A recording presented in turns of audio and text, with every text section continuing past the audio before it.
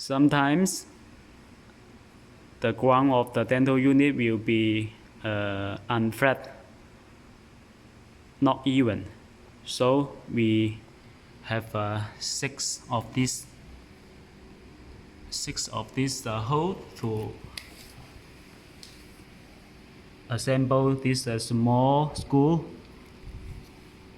We can assemble this small screw to make the dental unit not shaking.